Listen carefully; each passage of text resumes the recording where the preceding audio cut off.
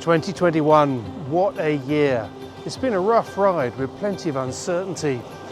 But thankfully, when it came to the season's sailing calendar, it wasn't a washout, far from it. Thanks to the efforts and confidence of those behind the scenes, many of the world's key events were able to take place. Some even thrived with bumper entries. So, here's a quick review of some of the key moments of 2021 with links to the complete features.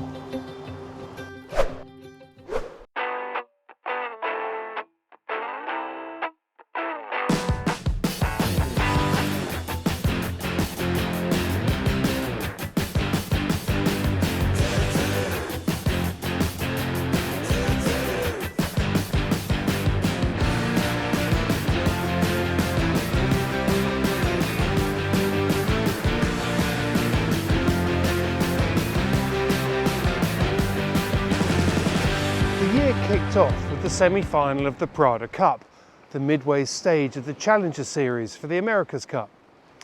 It's not often that simply getting to the start line creates headlines, but after a dramatic crash, American Magic had been in a race against time to keep their cup hopes alive.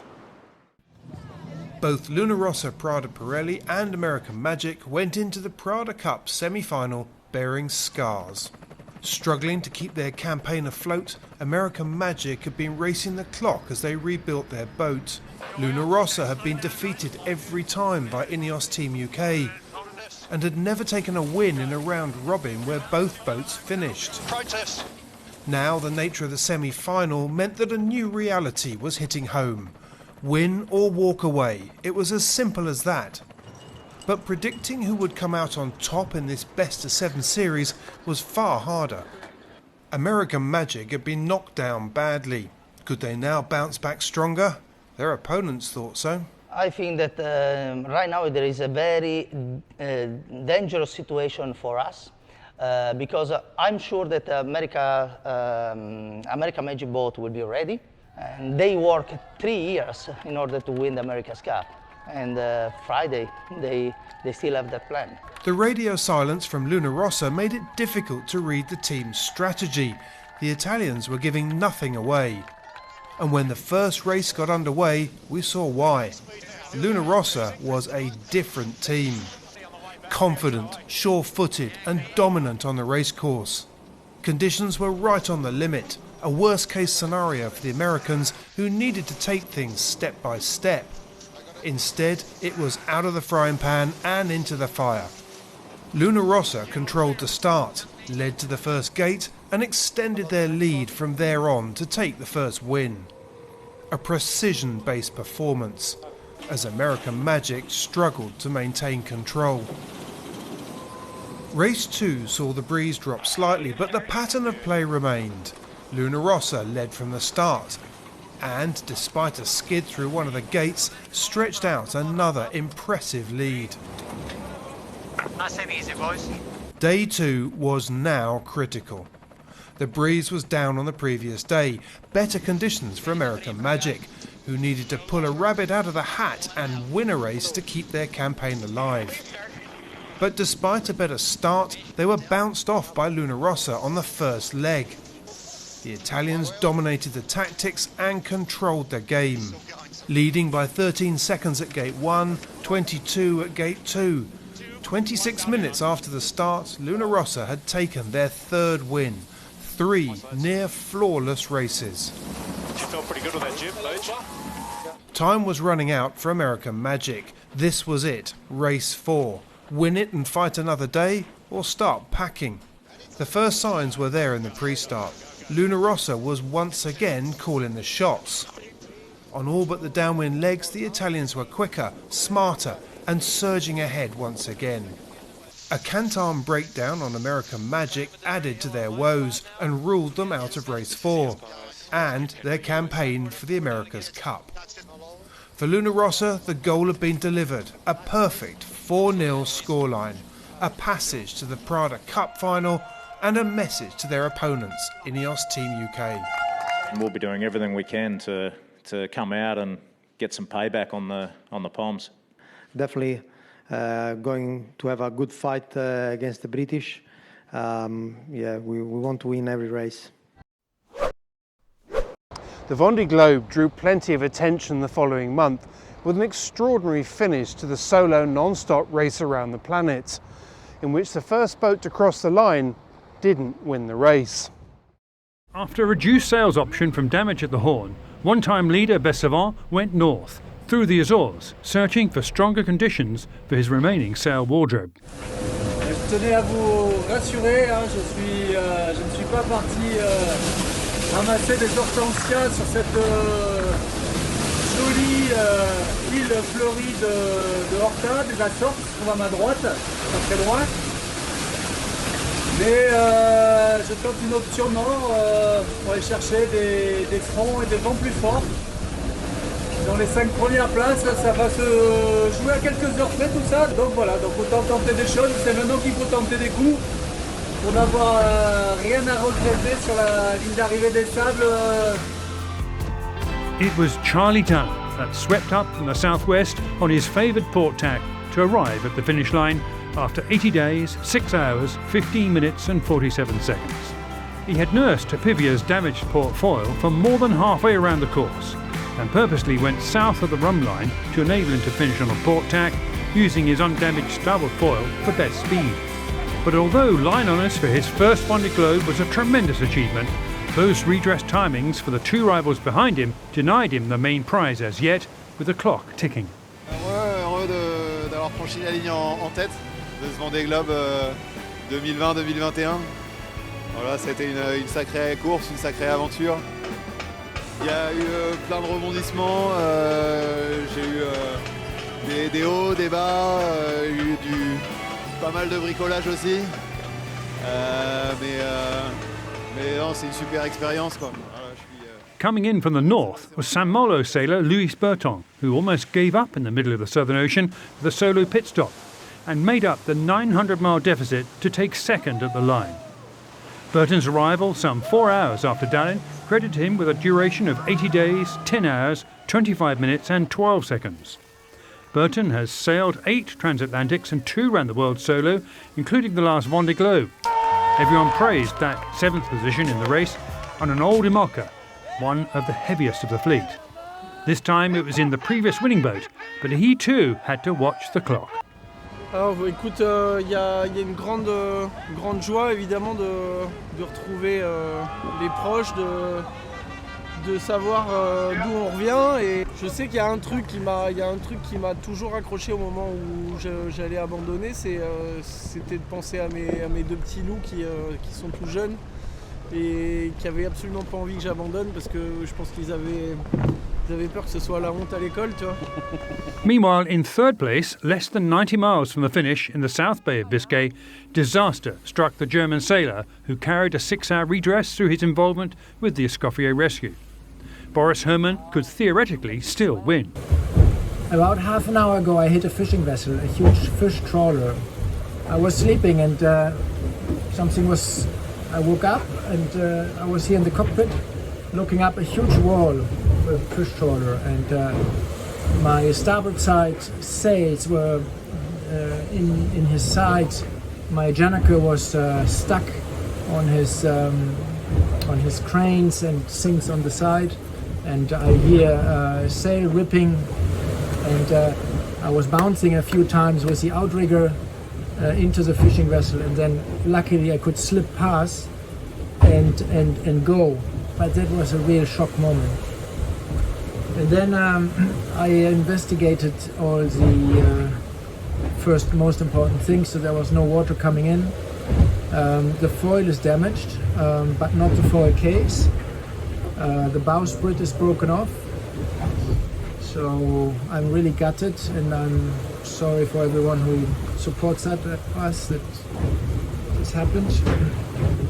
It's certainly the worst nightmare that happened to me so far, and what really intrigues me is why did it happen? I had all my alarms on, and I had many ships this afternoon where the radar alarm would perfectly alert me, the AIS alarm would perfectly alert me, Oscar was on as well.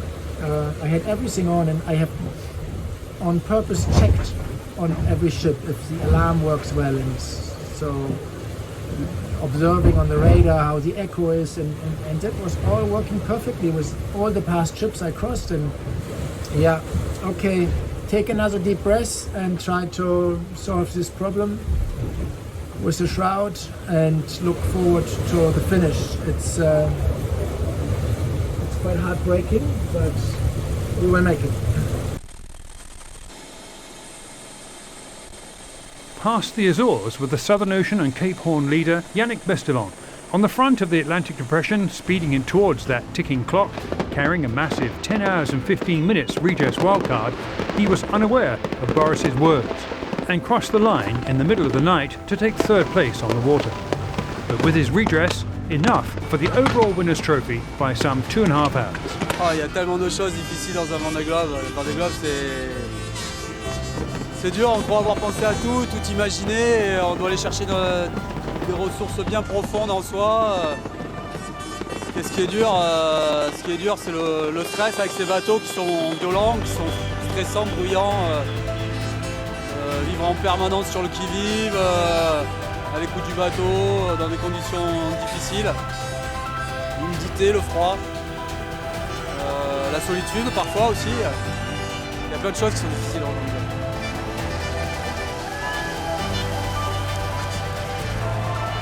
J'ai l'impression de vivre un rêve, d'halluciner quoi. Là, c'est bizarre, hein, on passe de la solitude totale à ça quoi. Cette fête, ces lumières, ces gens qui sont là malgré le contexte compliqué. Ouais, c'est un bonheur, je réalise pas encore ce qui se passe. Je suis encore toujours dans ma course alors que c'est terminé, mais ouais, c'est un rêve d'enfant qui se réalise. March was all about the America's Cup. The Kiwis were facing the Italians. Ahead of the first race, the Cup always attracts plenty of speculation. This one was no different. But what stood out this time was that no one, not the pundits nor even the teams, could tell you with any confidence who would have the upper hand. But what was even more surprising was that after the first day's racing, we were none the wiser. I've covered 6 consecutive America's Cups at the venues, and I've never experienced that level of uncertainty. Every day in the America's Cup is special. But when it's a day when the cup can be won, the game is raised to another level. Today was that day. After their win the day before in a dramatic, action-packed race, the defenders were just one victory away. The challengers needed both races to keep their dream alive. But if that pressure wasn't enough, the weather raised the stakes and dawdled its way onto the course.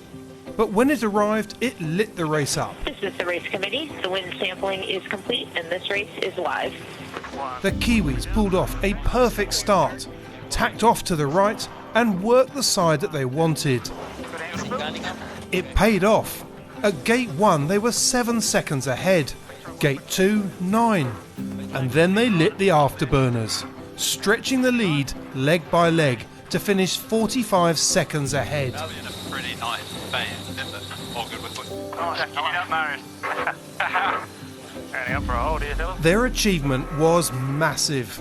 They knew it, the crowds knew it, and Auckland went wild.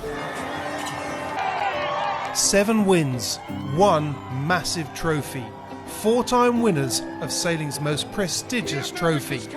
The America's Cup was New Zealand's once again.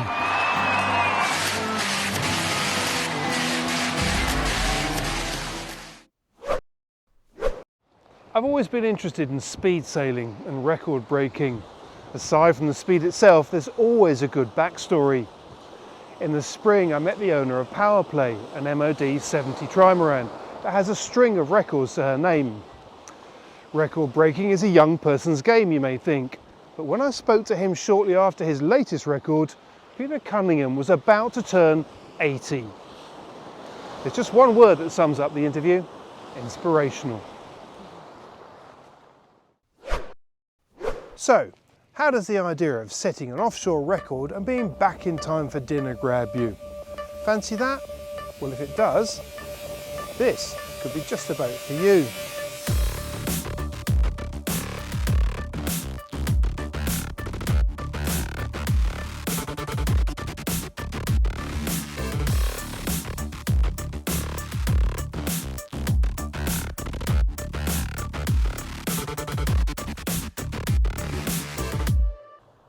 bit of this story that I really like actually centres around PowerPlay's owner, Peter Cunningham here, because he's clearly a very young, fit guy and one of the crew, but actually his dark secret is he's a little bit older than he looks. Peter, I don't want to embarrass you about it, but how old are you? I will be 80 in July. That's pretty good going for this kind of boat. I think that'll take quite a lot of people by surprise. Yeah, took me by surprise. Did well, it? turning 80 takes me by surprise, believe me. Yeah, but I mean, let's kick off with how do you find the boat then? I mean, this is a pretty potent boat, isn't it? Yeah, it's a physical boat, and you've got to get around. But you know, the guys they look after me, make sure they don't lift me up and down or anything like that. But I think they keep an eye out, and again, you can't really tell. The worst part really is down below. Up above is not too much of a problem, and just got to be careful when the boat's really moving and hang on to something. Down below, the problem really is that the shaking, and I smashed my shoulder up. One of the things you do with the boat, which I hadn't really thought through, is that when it's really windy and you're going fast, they raise the leeward dagger board so that when a gust hits, instead of tipping more, you skip. And I was just standing by the ladder, taking my foul weather gear off, and just all of a sudden the boat skipped, and the ladder just went bang, right into me. My shoulder went forward and tore the ligament over the top of the shoulder. So so you just have to be really careful. And what really now I'm always have 3 points of contact, is the rule, and just brace yourself carefully. So, but that could happen to anybody really. But you do lose, when you get older, you lose a bit of your balance, a little bit of your agility. But on the other hand, if you stop doing things, then you really lose it. Yeah. It's like if you don't use it, you lose it type of thing. So to me, it's to try to keep going. Honestly, I don't really think about it. It's just, I just try to be a bit careful. Summer saw some big crowd pullers, from the professionally crewed Ocean Race Europe to some of the world's biggest amateur events, the classic Round the Island race and Cows Week, to name just two. And then there was the Rolex Fastnet race, which this year saw another increase in the number of double-handed entries. In fact, this was the biggest group in the already record-breaking fleet. The world's most famous start line, the Royal Yacht Squadron here in Cowes, delivered an incredible spectacle. But aside from the weather and the history behind this famous race, it was once again the depth and breadth of the fleet that was just so spectacular. At the top end, the biggest boats, we had 3 Ultime Trimarans. We had Sedebo, Gitana 17 and Actuel, the big 32-metre powerful tries. We had Scorpius, the 125-foot Swan, brand new, only just down from Finland, out here. We had Rambler 88, that has got line honours for the monohulls in the 2 previous Fastnets. We had a fleet of Imoccas. We had a massive fleet of Class 40s. And when we're talking about those kind of boats, we had a huge fleet of double-handed sailors as well. And that's before we get to the backbone of the Fastnet race, the Corinthian sailors, the amateurs. It was really, really special. It was a punchy start, it was a difficult beat, and when they got down to the Needles, it really was pretty difficult because the breeze was running hard against the tide, big standing waves. It was pretty scary stuff.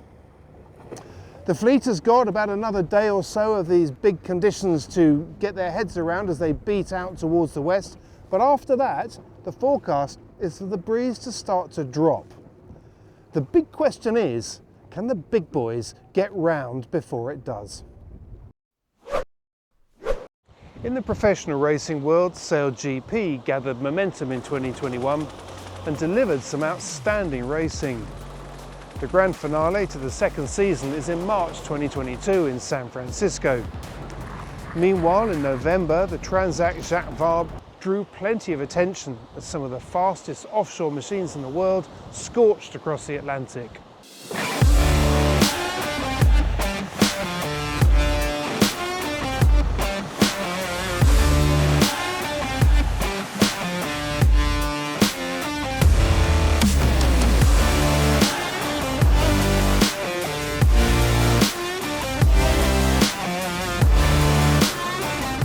The opening few days after the start in Cherbourg were tricky for all four fleets in the double-handed Transat Jacques Vabre.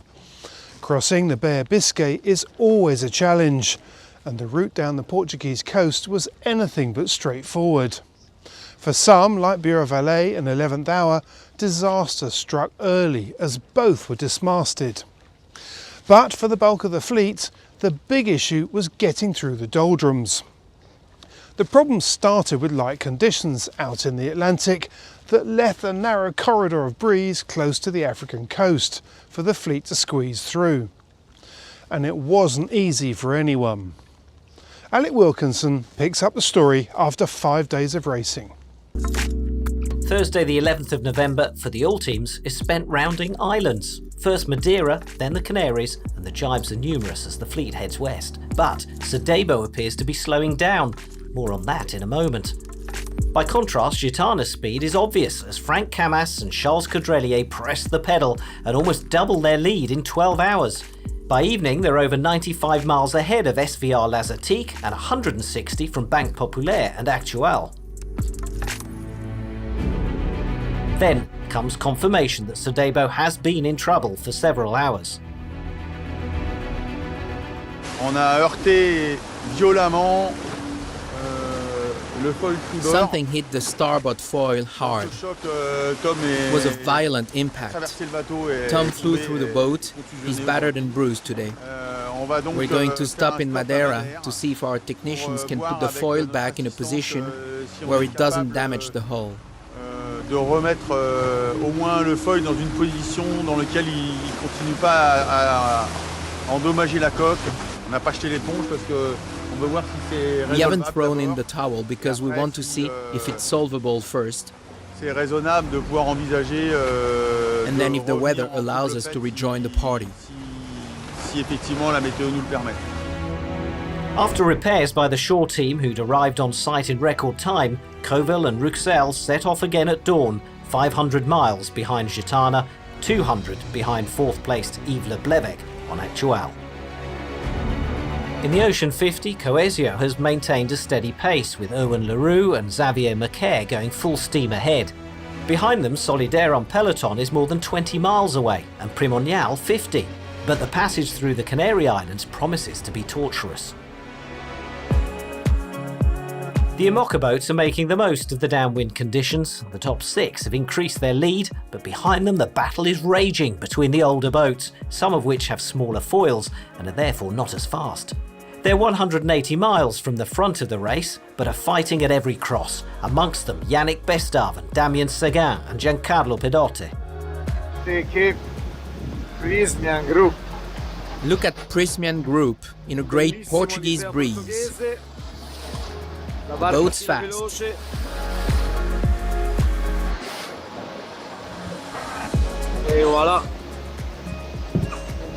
Look at the view.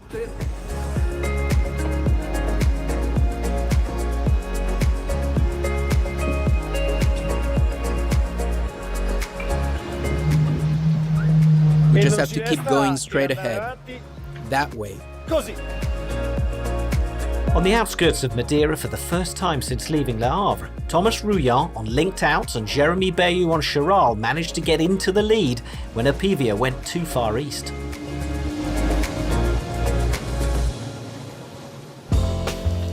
Thursday at midday, the Class 40s finally reached Cape Finisterre. A group have decided to take a more western route, hoping to find breeze generated by the low pressure system that's approaching.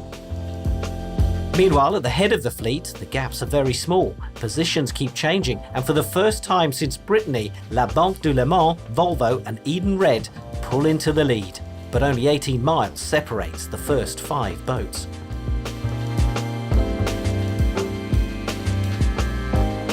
More than 200 miles away in 32nd position, the Courtois twins are smiling again.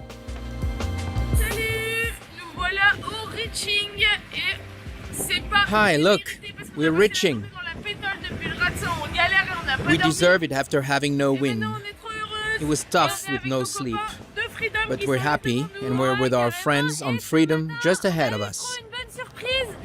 This morning, whilst we were really depressed at still having no wind, we found a lovely surprise in our boat.